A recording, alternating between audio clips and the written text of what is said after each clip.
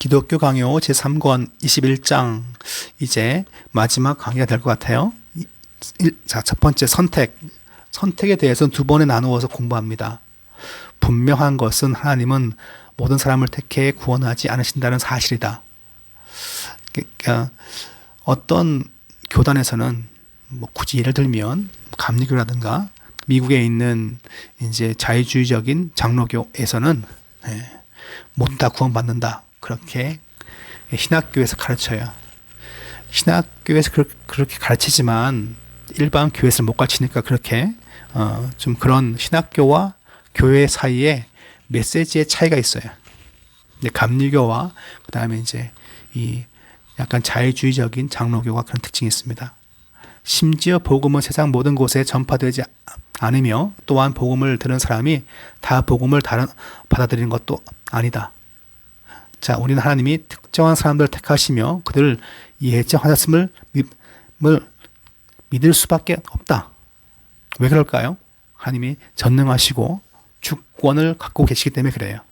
그래서 하나님 주권이 이 존 켈빈의 책을 보면 제일 먼저 다루어야 할 내용에 포함되어 있습니다. 하나님은 예외 없이 모든 사람을 구원으로 이끌지 않으신다. 어떤 사람에게는 구원을 주시지만 어떤 사람에게는 주지 않으신다. 이러한 대조는 하나님이 어떤 사람들을 사랑하여 택하신다는 사실을 드러냄으로써 하나님의 은혜에 빛을 비춘다. 바울은 그런즉 이와 같이 지금도 은혜로 택하심을 따라 남은 자가 있느니라. 만일 은혜로 된 것이면 행위로 말미암지 않음이니 그렇지 않으면 은혜가 되지 못하느니라 고 기록했다. 바울은 오직 구원이 은혜로 된다는 것을 보여주고자 선택 교리를 알려줄 필요를 느꼈다. 자, 교만한 자들은 선택 교리를 부인한다. 우리 스스로 하나님을 의지할 수조차 없다. 이 사실은 참으로 겸손한 자만이 알 수 있다. 불경건한 자들은 선택 교리를 조롱하지만 우리는 이 진리를 감출 이유가 전혀 없다. 그러니까 누구에게 은혜 주시고 누구에게는 은혜를 주지 않고 누구한테는 그 믿음을 주시고 누구에게는 믿음을 허락하지 아니하시고 이제 이런 부분을 우리가 앞에서 공부했죠, 그죠? 그래서 그것을 이제 이 단어 오직 은혜라고 그렇게 배웠어요. 그렇다면, 그러니까 누구에게만 왜 이렇게 깨닫게 했는가? 그것은 선택 교리와 밀접하게 연결되어 있는 거죠, 그죠? 왜냐하면 소수만 그것을 깨닫기 때문에 그렇습니다. 사람들은 종종 하나님의 택하심은 단지 그분의 예지에 근거한다고 말한다. 예지란 것은 미리 아신다는 거예요. 하나님은 누가 자신을 믿을지 미리 아시기 때문에 그들만 택하신다는 것이다. 말은 멋있게 들려요, 그죠? 사실 이렇게 멋있게 설명하려고 하는 신학이 미국의 자유주의 장로교와 그 다음에 전체 감리교의 신학이에요. 뭔가 우아하고 엘레강스하고 그 다음에 인텔리전트하게 말하고 싶어하는 욕구가 있어요, 신학할 때. 그런데 우리도 하나님의 예지를 굳게 믿지만 주님의 택하심은 이보다 훨씬 전부터 있다고 가르친다. 어떤 사람에게는 영생이 미리 정해져 있으며 어떤 사람에게는 영원한 멸망이 정해져 있다. 그러므로 모든 사람들의 생명 또는 죽음은 미리 정해져 있다. 근데 이게 예정에 대한 가장 기본적인 틀이에요. 하나님은 각 사람을 택하셨듯 한 민족을 미리 정하셨다. 이에 대해 주님이 역사하시는 방법의 예를 들 수 있다. 모세는 이스라엘 백성에게 그들이 택함 받은 유일한 이유는 오직 하나님의 자발적인 사랑이라고 말했다. 하나님의 자발적인 사랑에 대해서 누가 딸지를 걸겠습니까? 자, 읽어보죠. 여호와께서 너희를 기뻐하시고 너희를 택하심은 너희가 다른 민족보다 수효가 많기 때문이 아니니라. 너희는 오히려 모든 민족 중에 가장 작으니라.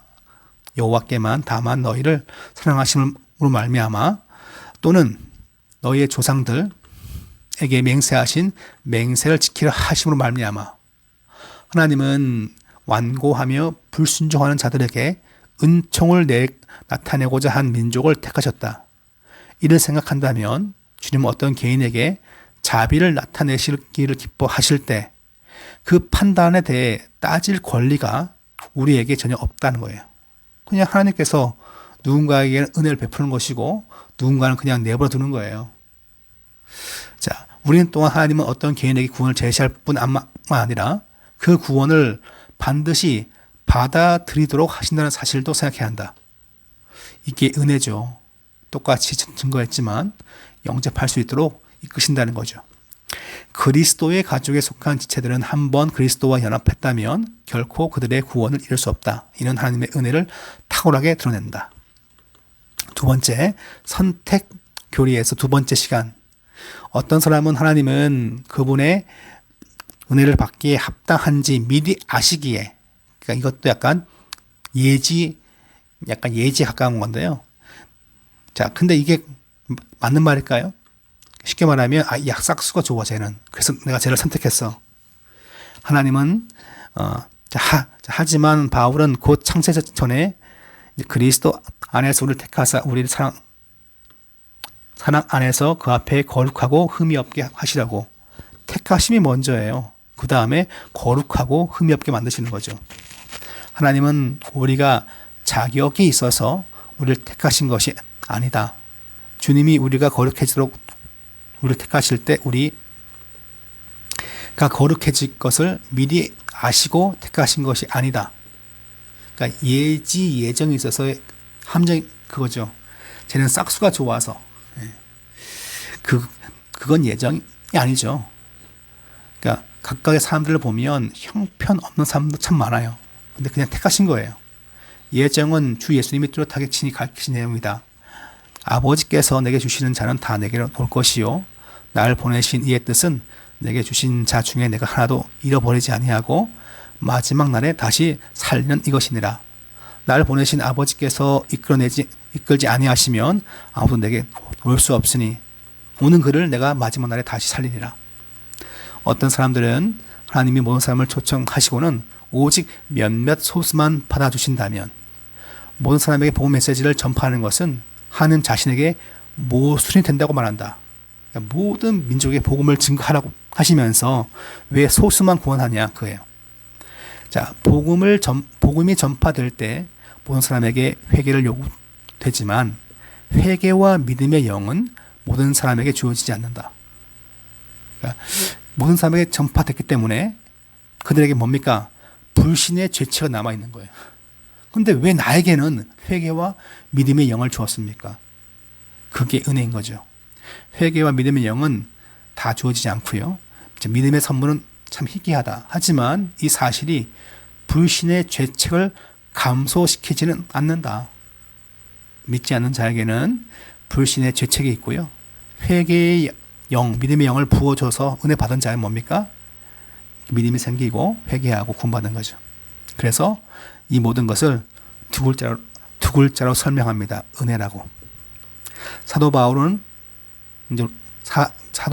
로마서에서 택정함이 불공평하다고 말하는 자들을 잠잠케 한다.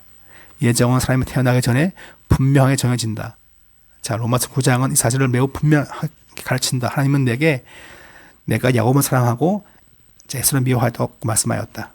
자, 여기서 이 예정에 대해 반박하는 세 가지 주장에 대해 답변하겠다. 첫째, 하나님이 모든 사람을 똑같이 다루지 않으시면 편애하는 것이다. 자, 여기에 대해 우리 모든 사람이 죄 가운데 있으며 하나님은 심판을 내리실 권리가 있다고 답변한다. 그러니까 하나님 바라봤을 때 모두가 다 죄인이에요. 그냥 내버려 두면 다 그냥 가는 거죠. 그러니까 소수에게만 뭡니까? 자비를 베푸시고 구원하시는 거죠. 하나님께는 그런 권리가 있습니다. 두 번째, 하나님은 이미 어떤 사람은 구원하기로 정하시고 다른 사람은 거부하기로 정하셨다고 한다면 사람이 무엇을 하든 중요하지 않다고 주장한다는 거죠. 우리는 그냥 가만히 있으면 되겠네요. 네. 이러한 성경의 가르침은 이러한 사악한 생각을 전적으로 반대한다. 게으르고 악하고 순종하기 싫은 사람들이 사악한 변명이라는 거예요. 그것은. 그러니까 하나님은 죄책을 따집니다. 죄에 대한 책임을 따진다는 거예요. 그래서 우리가 해야 할 일을 해야 한다는 겁니다. 세 번째, 선행이 아무런 차이를 만들지 못한다면 선한 삶을 살아야 한다는 가르침은 필요 없다. 그죠? 착하게 안 살아도 선택받으면 구원받습니까? 그럼 뭐 대충 살아도 되겠네요. 근데 사도 바울은 이에 대해서 말하기를 거룩한 삶을 살아야 한다는 호소에 있어서는 조금도 누그러뜨림이 없다. 즉 선행에 대해 하나님은 상을 예비했습니다. 그러니까 상을 언급했다는 것은 선행도 인정하시죠. 그렇지만 선행 자체가 구원과는 관련이 없다는 것은 분명합니다. 자, 밑에 보시면 성 어거스틴의 그런 말이 나와 있어요. 우리가 택하심을 받은 자가 누구인지 알지 못함으로 모든 사람들이 구원을 간절하게 바라는 것이 지혜롭다. 그죠? 저 사람 보니까 정말 예배 잘 드리고 헌금 생활 잘 하니까 구원받은 것 같아요. 누가 장담할 수 있습니까? 그러니까 항상 우리는 뭡니까? 그래서 내 안에 구원의 확신은 있지만 그래도 항상 믿음의 삶 가운데 경계의 끈을 놓지 않고 살아야 되겠죠. 따라서 우리가 만나는 모든 사람들이 평화의 복음에 참여할 수 있기를 바라라. 하지만 우리의 평강은 오직 평화의 자녀에게만 임할 것이다. 평화의 자녀, 하나님의 자녀로서 평화를 누린다는 것은 구원의 확신을 가진 자의 평화를 말하겠죠. 자, 이제 마지막입니다. 제25장 부활. 그리스도인은 이 땅에 사는 동안 그리스도와 연합하는 것이 가장 완벽한 그리고 유일한 행복이다. 그러나 우리의 시민권은 하늘에 있는지라 거기로부터 구원하는 자, 곧 주 예수 그리스도를 기다리노니 그는 만물을 자기에 복종하게 하실 수 있는 자의 역사로 우리의 낮은 몸을 자기 영광의 몸의 형체와 같이 변하게 하시리라. 성도의 장래 소망은 몸과 영의 변화입니다. 죽은 자의 부활은 대단히 중요한 문제이다. 만일 죽은 자가 일어나지 못한다면 복음의 가르침 전체가 거짓말이라는 거죠. 썩은 몸이 다시 일어나는 것을 믿기 어려울 수 있다. 성경은 우리의 믿음을 격려하기 위해 두 가지 도움을 준다. 첫째, 자, 그리스도께서는 사람의 몸을 입고 이 땅에 사신 후 죽음에 지나 불멸의 상태에 이르셨다. 따라서 그리스도께서 우리의 부활을 보장하신다. 먼저 앞서 가신 거예요. 그러니까 부활의 몸을 입고 부활의 상태를 보여주시는 거죠. 만일 죽은 자의 부활이 없으면 그리스도 또 다시 살아나지 못하셨으리라. 자, 그리스도께서는 모든 믿는 자들에게 성취될 사건들의 시작이며 믿는 자들의 머리로 일어나셨다. 그러니까 주님의 죽으심과 부활은 믿는 자들의 죽음과 부활을 의미합니다. 두 번째, 하나님은 전능하시다. 그러므로 약속하신 것을 이루실 수 있다. 하나님이 이걸 약속했기 때문에 반드시 무엇입니까? 부활도 이루어진다는 거예요. 그는 만물을 자기의 복종하게 하시는 자의 역사로 우리의 낮은 마음을 자기의 영광의 몸의 형체와 같이 변하게 하시리라. 변화는 누가 시킵니까? 하나님이 시키시는 겁니다. 만일 우리가 우리 주변에서 발생하는 세상의 놀라운 일들을 연구하고 또한 우리의 영광스러운 하나님의 기적을 행하심을 기억한다면 이 사실을 믿기란 어렵지 않다. 자, 불신자들 역시 이것은 심판의 부활인데 신자들과 마찬가지로 부활할 것이다. 그러니까 다 부활해, 다 부활해요. 그런데 하나님의 무서운 심판이 불신자들에게 임할 것이다. 그래서 어떤 학자들은 독일의 많은 학자가 그래 했고 그걸 좋아하는 약간 제가 얘기했던 감리교와 그러니까 미국의 자유주의를 따르는 장로교에서는 다 이렇게 심판 받은 다음에 맨 마지막엔 다 그냥 구원한다. 그런 식으로 생각합니다. 근데 그건 성경에 없는 말이거든요. 이에 대해서는 말로 묘사할 수 없다. 성경을 보면 그 심판은 육체적인 고통으로서 대단히 끔찍하다고 알려준다. 그러나 가장 무서운 형벌은 하나님으로부터 분리다. 그러니까 불신자들은 고통도 있지만 하나님과 분리되어 그냥 사는 거예요. 바울은 데살로니가 1장 9절에서 심각하게 기록했다. 이런 자들은 주의 얼굴과 그의 힘의 영광을 떠나 영원한 멸망의 형벌을 받으리로다. 형벌도 받고 하나님을 떠나는 형벌이라는 거죠. 그것은 바로 영원한 멸망이라고 말합니다. 그러니까 불신자들도 부활하지만 그것은 영생의 부활이 아니라 심판의 부활이라는 것을 말하고 있습니다.